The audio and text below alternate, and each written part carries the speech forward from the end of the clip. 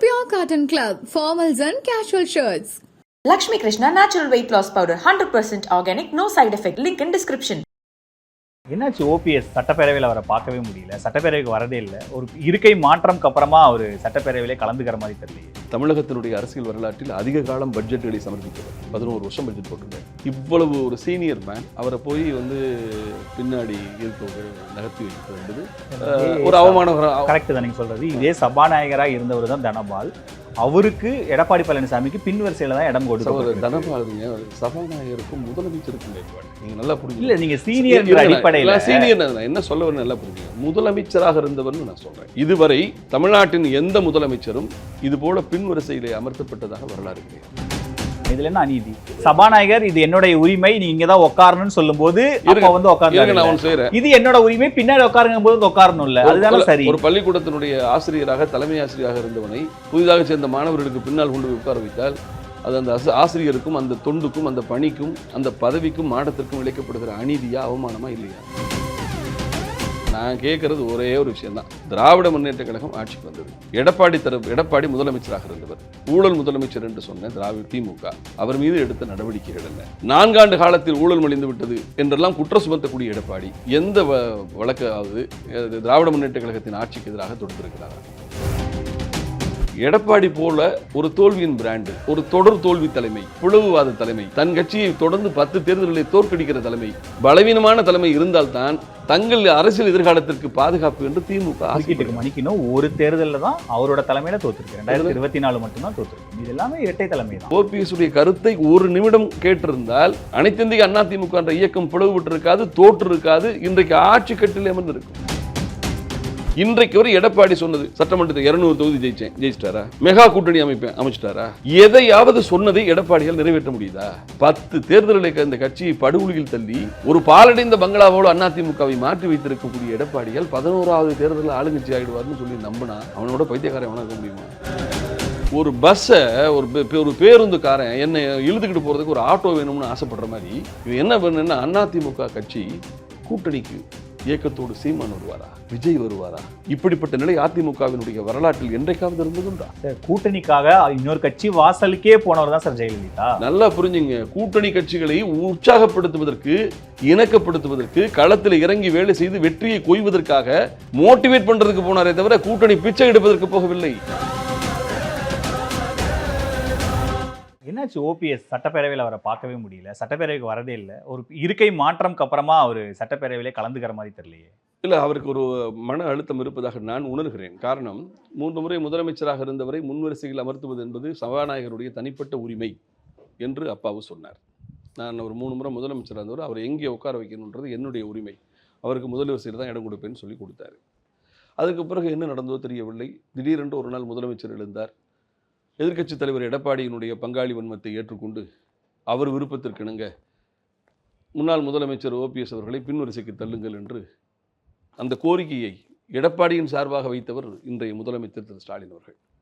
உடனே அப்பாவு அவர்கள் அன்றைக்கு சபாநாயகன் தனிப்பட்ட உரிமை, 3 முறை முதலமைச்சராக இருந்தவர் என்றெல்லாம் சொன்னவர் தான் பிறகு பின்வரிசைக்கு அவரை நகர்த்தினார்கள். அதற்கு பிறகு சட்டமன்றத்திற்கு கையெழுத்து போட்டுவிட்டு அதிகமாக கலந்து கொள்ளாமல் வெளியே வந்திருக்கக்கூடிய ஒரு நிகழ்வை நான் பார்க்கிறேன். நிச்சயமாக மனதுக்குள்ள ஒரு முன்னாள் முதலமைச்சர், மூத்தவர், அவை முன்னவர், தமிழகத்தினுடைய அரசியல் வரலாற்றில் அதிக காலம் பட்ஜெட்டுகளை சமர்ப்பித்தவர். 11 வருஷம் பட்ஜெட் போட்டிருக்காரு. இவ்வளவு ஒரு சீனியர் மேன் அவரை போய் பின்னாடி நகர்த்தி வைக்கப்பது என்பது ஒரு அவமானம். கரெக்ட் தான் நீங்க சொல்றது. இதே சபாநாயகராக இருந்தவர் தான் தனபால். அவருக்கு எடப்பாடி பழனிசாமிக்கு பின் வரிசையில தான் இடம் கொடுத்து. தனபாலுங்க சபாநாயகருக்கும் முதலமைச்சருக்கும் வேறுபாடு. நீங்க நல்லா புரிஞ்சு. இல்ல, நீங்க சீனியர் அடிப்படையில் சீனியர் என்ன சொல்ல வரணும் நல்லா புரிஞ்சுங்க. முதலமைச்சராக இருந்தவர்னு நான் சொல்றேன். இதுவரை தமிழ்நாட்டின் எந்த முதலமைச்சரும் இது போல பின் வரிசையிலே அமர்த்தப்பட்டதாக வரலாறு கிடையாது. இதுவரை வரலாறு கிடையாது. கலைஞராக இருக்கட்டும், புரட்சித் தலைவராக இருக்கட்டும், காமராஜராக இருக்கட்டும், அதுக்கு பிறகு அம்மாவாக இருக்கட்டும். இது ஈகோ பாக்குற மாதிரி இருக்கு. எனக்கு ஃபர்ஸ்ட் ரோல இடம் கொடுத்தாதான் நான் உட்காருவேன், நான் பின் வரிசையில உட்கார மாட்டேங்கிறது சொல்லட்டுமா? அது ஒரு ஜனநாயக படுகொலை. இது போன்ற இல்லை, இந்த மாதிரியான நிகழ்வுகள் தொடர்ந்து நடத்தக்கூடாது என்று சொன்னால் தனக்கு இழைக்கப்பட்டிருக்கக்கூடிய அநீதிக்கு நீதி கேட்பதும் இல்ல, கோபத்தை இதுல என்ன வெளிப்படுத்துவதும் அநீதின்னு தவறு நான் கிடையாது. கேட்கிறேன். இதுல என்ன அநீதி? என்ன சபாநாயகர் இது என்னுடைய உரிமை, நீ இங்கதான் உட்காரணும்னு சொல்லும்போது அப்ப வந்து இருங்க, உட்கார்ந்தாரு. நான் ஒண்ணு செய்றேன். இது என்னோட உரிமை, பின்னாடி உட்காருங்க போது உட்காரணும் இல்ல, அதுதானே சரி. ஒரு பள்ளிக்கூடத்தினுடைய ஆசிரியராக தலைமை ஆசிரியராக இருந்தவனை புதிதாக சேர்ந்த மாணவர்களுக்கு பின்னால் கொண்டு போய் உட்கார வைத்தால் அது அந்த ஆசிரியருக்கும் அந்த தொண்டுக்கும் அந்த பணிக்கும் அந்த பதவிக்கும் மாடத்திற்கும் இழைக்கப்படுகிற அநீதியா அவமானமா இல்லையா? இதனை அவர் வருத்தத்தோடு பதிவு செய்வதற்கிறார். இந்த இப்ப சட்டமன்ற நேரத்தில் இல்ல போயில சார், அவரு போகாம இல்லை, நீங்க சட்டமன்றம் போகாம இல்லை, சட்டமன்றத்திற்கு போகிறார். கவர்னருடைய உரை, கவர்னருடைய வருகையின் போது அவையில் தான் இருந்தார். நேற்று சட்டமன்றத்தில் கூட பேசியிருக்கிறார். அதெல்லாம் போயிட்டு தான் இருக்காரு. ஆனால் அவருக்கு அந்த ஒரு அழுத்தமும் மன வருத்தமும் இருப்பதாக நான் உணர்கிறேன். அதனால தான் அவர் கையெழுத்து போட்டு ரொம்ப காலமா பெரிய ஆர்வம் இல்லாமல் ஒரு வருத்தத்தோடு இருக்கிறார் என்று நான் நினைக்கிறேன். இல்ல, அவரு இப்ப என்னன்னா, அவர் ஒரு தொகுதி எம்எல்ஏவா இருக்காரு. அவர் தொகுதிக்குன்னு சில தேவைகள்லாம் இருக்கும். அவர் சில கோரிக்கைகளை முன் வைக்கணும். ஆனா நான் வந்து சும்மா நான் ஒரு ஃபார்மாலிட்டிக்கு வருவேன், கையெழுத்து போடுவேன், போவாங்கிறது அந்த அவருக்கு வாக்களிச்ச மக்களுக்கு அவர் நியாயமா இருக்கணும். அவருடைய பர்சனல் ஈகோக்காக, பர்சனல் மன அழுத்தத்துக்காக தொகுதி மக்களை இது பண்ணக்கூடாது. இல்ல, சட்டமன்றத்தில் ஒரு தொகுதிக்குன்னு தேவையானதை கேட்டு வாங்கணும்ல அமைச்சர்கள் கிட்ட. கோடி சட்டமன்ற தொகுதியில் போய் கேட்டு பாருங்க. அவர் போல மக்கள் குறைகளை கேட்டு நிவர்த்தி செய்து சம்பந்தப்பட்ட அதிகாரிகளை பார்க்கிறார். சம்பந்தப்பட்ட அமைச்சர்களை பார்த்துக்கிறேன். அவரே முதலமைச்சராக இருந்தனால் நேரடியாக கலெக்டர்கிட்ட பேசுறாரு. அவருக்கு என்று ஒரு முக்கியத்துவம் அதிகாரிகள் தரப்புல எல்லாம் கொடுக்கப்படுது. ஸோ அந்த அடிப்படையில் கோரிக்கைகள் என்னவோ அதை செய்கிறார். சட்டமன்றத்தில் போய் இப்படி ஸ்ட்ரிப் போட்ட ஃபைலை வச்சுக்கிட்டு பேசி நான் பயங்கரமாக செயல்படுறேன் பாருங்கன்னு காட்ட வேண்டிய அவசியம் அவருக்கு இல்லை. அரசியல்வாதிகளிலே ஓபிஎஸ் என்று சொன்னால் அவர் ஒரு தீவிரவாத தலைவர் கிடையாது. ஒரு தீவிரவாதத்தன்மை குறைந்த ஒரு மென்மையான அரசியல்வாதி. ஆனால் கடமைகளை சரியாக செய்யக்கூடியவர். எடப்பாடி பழனிசாமி சட்டப்பேரவையில எதிர்க்கட்சி தலைவர் என்ற முறையில பல வாதங்களை முன்வைக்கிறாரு. இந்த அரசுக்கு எதிராக பேசுறாரு. அதிமுகவுடைய பொதுச் செயலாளர் அப்படின்ற இடத்துக்கு அவர் நகரும் போது அவருக்கு போட்டியா, நீங்க உங்க இதுபடி அவருக்கு போட்டியா இருக்கிற ஓபிஎஸ் அவரும் சட்டப்பேரவைக்கு வந்து இந்த அரசுக்கு எதிரான விஷயங்கள், இந்த யார் இந்த சார் விவகாரமாகட்டும், அண்ணா பல்கலை, அவரும் அந்த அரசுக்கு எதிராக பேசும்போது இன்னும் அவருடைய ஸ்டேச்சர் அதிகமாகும். எடப்பாடி வெர்சஸ் ஓபிஎஸ்ங்கிற அந்த ரேஸ் இன்னமும் வந்து ஒரு உயிர்ப்போட இருந்திருக்கும்ல. அவரே அந்த உயிர்ப்போட இல்லாததை நான் வரல இந்த ரேஸ்க்கு என்ன விட்டுருங்கப்பா அப்படின்னு ஒதுங்கின மாதிரி இல்ல இருக்கு. இன்றைக்கு சட்டமன்றத்திற்கு புறப்படுவதற்கு முன்பு காலையில ஓபிஎஸ் உடைய அறிக்கை நீங்க பாத்துறீங்களான்னு தெரியல. 4 ஆண்டு கால திமுக ஆட்சி என்பது தமிழகத்தினுடைய இருண்ட காலம். ரொம்ப கடுமையான பதங்களை பயன்படுத்துறது ரொம்ப குறைவு. ஆனால் அந்த பயன்படுத்துகிற சொல் இருக்கு பார்த்தீங்களா, அவர் பழி போட்டு விட்டு போக மாட்டார், வலியும் சொல்வார். தன்னுடைய அரசியல் அனுபவத்தை கொண்டு ஆளுகிற கட்சி மீது பழி போடுவது மட்டுமே அவரது செயலாக இருக்காது, ஆளும் கட்சிக்கு வலியும் சொல்வார். அந்த அடிப்படையில் கடந்த 4 வருட ஆட்சி இருண்ட காலம் என்று விமர்சித்திருக்கிறார். இன்னொன்று நீங்கள் சொன்னீங்க, ஒரு வருஷத்தில் ஒரு 4 நாள் 10 நாள் நடக்கிற சட்டமன்றத்தில் ஒரு மணி நேரம் நின்று திமுகவை நான் கடுமையாக பேசிவிட்டேன்றது மட்டுமே எதிர்க்கட்சி தலைவருடைய கடமை அல்ல. இல்லை, அதுவும் பொறுப்பு இல்லை, அது மட்டுமே கடமை அல்ல. எதிர்க்கட்சி தலைவருக்கு கொடுக்கப்பட்டிருக்கக்கூடிய வாய்ப்புகள் நிறைய உண்டு. அதையெல்லாம் எடப்பாடி செய்யவில்லை என்பதுதான் உண்மை. இன்றைக்கு வரை திராவிட முன்னேற்ற கழக அரசு எடப்பாடிக்கும் எந்த தொந்தரவும் கொடுக்கவில்லை. ஊழல் முதலமைச்சர், ஊழல் அமைச்சரவையின் தலைவர் என்று சொன்ன திரு ஸ்டாலின் அத்தனை மந்திரிகளும் சிறைக்கு போவார்கள் என்று சொன்னார்கள். இன்றைக்கு வரை எடப்பாடி வீட்டுக்கு லஞ்ச ஒழிப்புத்துறை போனதே கிடையாது. எந்த வழக்கும் அவர் மீது இல்லை.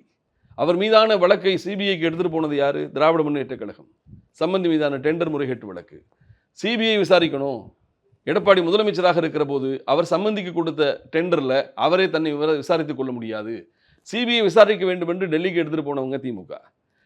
ஆட்சி மாறியதற்கு பிறகு லஞ்ச ஒழிப்புத்துறை இப்பொழுது எடப்பாடி கட்டுப்பாட்டில் இல்லை, அவர் அதிகாரத்தில் முதலமைச்சராக இல்லை, எனவே நாங்களே விசாரிக்கிறோம் என்று அந்த வழக்கை எடுத்துக்கொண்டு வந்தார்கள். மத்திய அரசும் உச்சநீதிமன்றமும் கொடுத்தது, சரி விசாரிங்கன்னு. இன்றைக்கு வரை அந்த வழக்கில் எதுவும் நடக்கலை. ஆக இருவருக்கும் இடையில ஒப்பந்த அரசியல் இப்ப கூட சட்டமன்றத்தில் போடுற சண்டையை கூட நான் சந்தேகமாக பார்க்கிறேன். எனக்கு நீங்களும் ஓபிஎஸ், அதிமுகவும் ஓபிஎஸும் ஒரே அணியில இருக்காங்க. இந்த இடவிவகாரம் தொடர்பா அப்போ சட்டப்பேரவையில எடப்பாடி வச்ச விமர்சனமே அதுதான். வெளியில இருந்து அவங்க முன்னாள் அமைச்சர்கள் இப்போ உங்களுக்கு பின்னாடி கொடுத்துட்டாங்கன்றதுக்காக நீங்க எடப்பாடியும் இருக்கைக்காக கூட்டணின்ற மாதிரி பேசுறீங்க. இருவருக்கு இடையில் பிரச்சனை வருகிற போது நீ திருடன் என்று சொன்னால் அவன் திருப்பி எவ்வளவு யோகியனாக இருந்தாலும் அவனையும் அவன் திருடன் தான் சொல்வான். அதை நான் சொல்லவில்லை. நான் கேட்கறது ஒரே ஒரு விஷயம்தான். திராவிட முன்னேற்ற கழகம் ஆட்சிக்கு வந்தது. எடப்பாடி முதலமைச்சராக இருந்தவர், ஊழல் முதலமைச்சர் என்று சொன்ன திமுக அவர் மீது எடுத்த நடவடிக்கைகள் என்ன?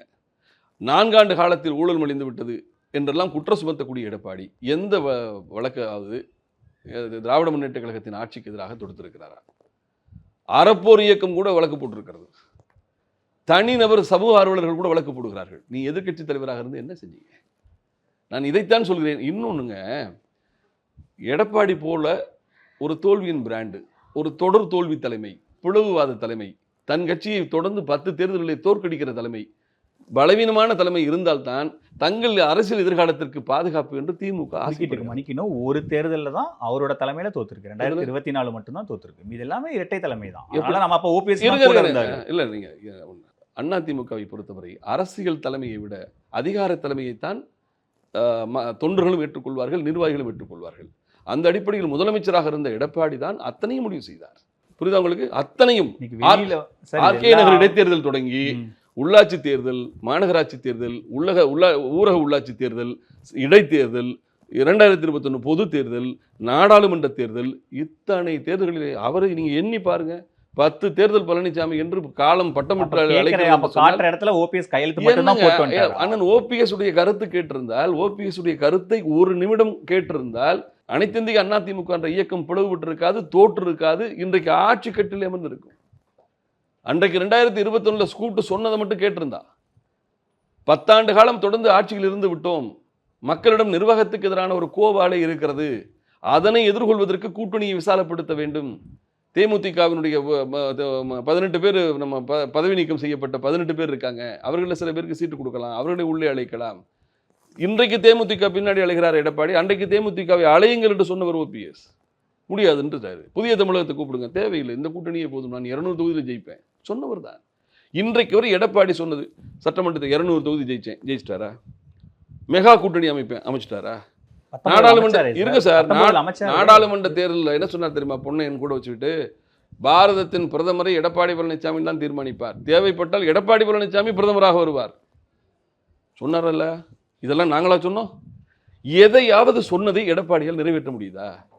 10 தேர்தல்களுக்கு அந்த கட்சியை படுகொலியில் தள்ளி ஒரு பாலடைந்த பங்களாவோடு அதிமுகவை மாற்றி வைத்திருக்கக்கூடிய எடப்பாடியால் 11வது தேர்தலில் ஆளுங்கட்சி ஆயிடுவார்னு சொல்லி நம்பினா அவனோட பைத்தியக்காரன் அவனா இருக்க முடியுமா?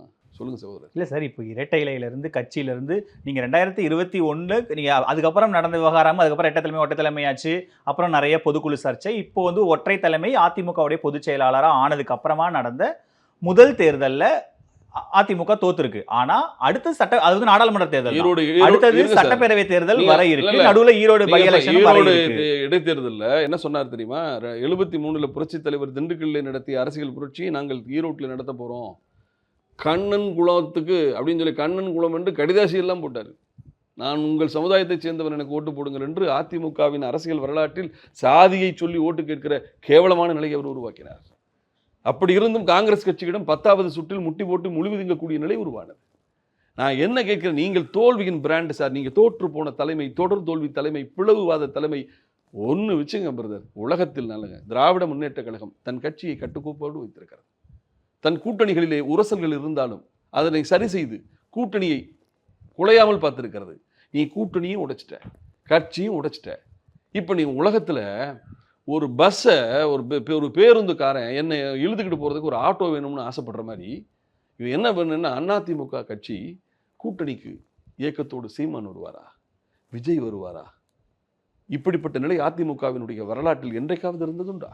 சார், கூட்டணிக்காக இன்னொரு கட்சி வாசலுக்கே போனவர் தான் சார் ஜெயலலிதா. நல்லா புரிஞ்சுங்க. கூட்டணி கட்சிகளை உற்சாகப்படுத்துவதற்கு, இணக்கப்படுத்துவதற்கு, களத்தில் இறங்கி வேலை செய்து வெற்றியை கொய்வதற்காக மோட்டிவேட் பண்றதுக்கு போனாரே தவிர கூட்டணி பிச்சை எடுப்பதற்கு போகவில்லை. அம்மா இருக்கிற போது ஒரு ஆதரவு கடிதத்தை நான் கொடுக்கிறேன், கூட்டணி கட்சிகளின் பட்டியலில் என் கட்சி பேர் வந்தா போதும், சீட்டு வேண்டாமா, எங்கள் ஆதரவை நீங்கள் ஏற்றுக்கொள்ளுங்கள் என்று ஏங்கி இருந்த நிலை இருந்தது. அம்மா யார்ட்டையும் போய் கூட்டணிக்கு அப்படிலாம் கையேந்தினது இல்லை. ஆனால் இன்றைக்கு எடப்பாடியினுடைய நிலை என்ன? மெகா கூட்டணி யார் வரப்போறா? அவர் வருவார், இவர் வருவார். சீமான் இல்லை நான் தனித்து தான் நிற்பேன். விஜய் அறிக்கையே விடுறாங்க, ஒருபோதும் அதிமுகவோடு எங்களுக்கு கூட்டணி கிடையாது. ஒரு பத்திரிகை தவறாக அவதூறு பொய் செய்தி போடுகிறது என்று மறுக்கிறார்கள்.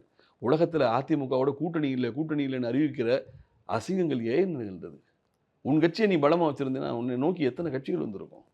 நான் இதைத்தான் சொல்கிறேன். ஒரு தொடர் தோல்வி தலைமை, இந்த பலவீனமான தலைமை அதிமுகவுக்கு இருந்தால்தான் திராவிட முன்னேற்ற கழகம் தொடர்ந்து ஆட்சியில் இருக்க முடியும் என்று திமுக ஆசைப்படுகிறது. அதனால்தான் அவர்கள் தங்கள் கட்சியை காப்பது போல அதிமுகவுக்கு எடப்பாடி தான் தலைவராக இருக்க வேண்டும் என்பதில் திமுக ரொம்ப ஆசைப்படுது.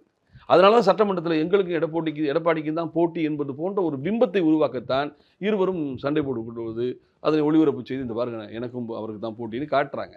இது ஒரு மாயை, இது ஒரு பிம்பம், இது ஒரு ஒப்பந்த அரசியல். இவை அனைத்தும் கண்ணு கட்டிய தூரத்தில் வந்துருச்சு சார். இன்னும் 1 வருடம் 3 மாதம், 3 மாதத்தை கழிச்சிருங்க, 12 மாதங்கள். பொங்கல்லாம் முடிஞ்சுன்னா அடுத்து ஆண்டு தேர்வுகள் வந்துடும். ஆண்டு தேர்வுகள் முடிந்து விடுமுறைகள் கடந்துச்சுன்னு சொல்லி வச்சுங்களேன், அங்கிட்ட 6 மாதம் தான் இருக்கும். என்ன செய்ய போகிறார்?